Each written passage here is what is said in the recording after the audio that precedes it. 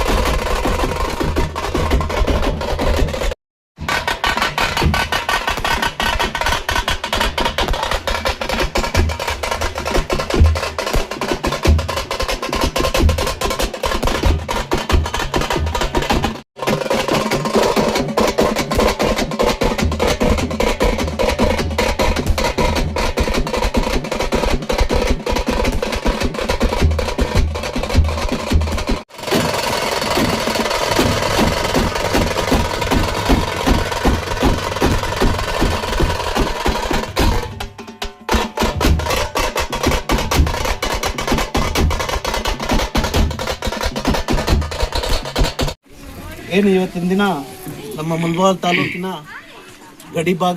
ಗಡಿಗೆ ಹೊಂದಿಕೊಂಡಿರುವಂತಕ್ಕಂಥ ನಮ್ಮ ಗೋಣಿಕೊಪ್ಪ ಗ್ರಾಮ, ಇದು ಮುದಗಿರಿ ಗಡ್ಡೂರು ಪಂಚಾಯತಿಗೆ ಸೇರಿರ್ತಕ್ಕಂಥದ್ದು. ಲಾಸ್ಟ್ ಟೈಮು ನಿಮ್ಮ ಯುವಕರು, ನಮ್ಮ ಹಿರಿಯರೆಲ್ಲರೂ ಕೂಡ ನನ್ನ ಹತ್ರ ಬಂದು ಈ ನಡುಬೀದಿ ಗಂಗಮ್ಮನ ಕಲ್ಲು ಮುರಿದೋಗಿದೆ, ದೇವರ ವಿಗ್ರಹ, ಅದನ್ನು ಮರು ಸ್ಥಾಪನೆ ಮಾಡಬೇಕು ಅಂತ ಏನು ಕೇಳಿದಾಗ ನನ್ನ ಕಡೆಯಿಂದ ಆದಷ್ಟು ನಾನು ಸಹಾಯ ಮಾಡ್ತೀನಿ.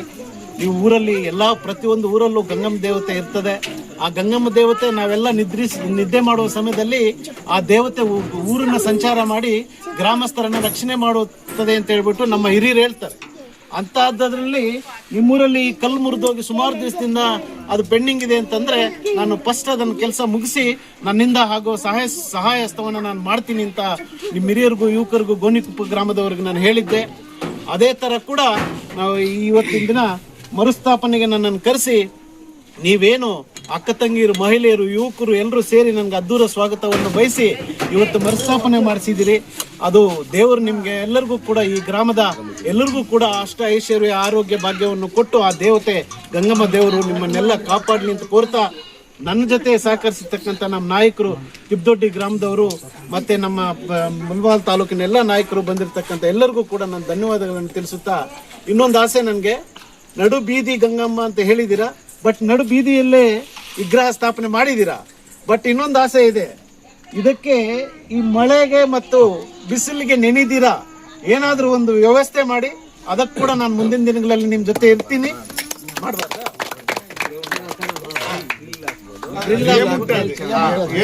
ಅದೇನಿದ್ರೆ ಅದು ಮಾಡಿ, ಇನ್ನೂ ಬಂದೋಬಸ್ತಾಗಿ ಮಾಡಿ, ನಾನು ನಿಮ್ಮ ಊರಿಗೆ ಯಾವತ್ತು ಇರ್ತೀನಿ ಅಂತ ಹೇಳ್ತಾ, ನನ್ನ ಎಲ್ಲ ಅವಕಾಶಗಳಿಗೆ ನಿಮ್ಮೆಲ್ಲರಿಗೂ ಕೂಡ ನಾನು ಚಿರಋಣಿ ವಂದಿಸುತ್ತಾ ನನ್ನ ಮಾತನ್ನು ಮುಗಿಸ್ತಾ ಇದ್ದೀನಿ. ಜೈ ಗಂಗಮ್ಮ ತಲ್ಲಿ, ಜೈ ಗೋಣಿಕೊಪ್ಪ.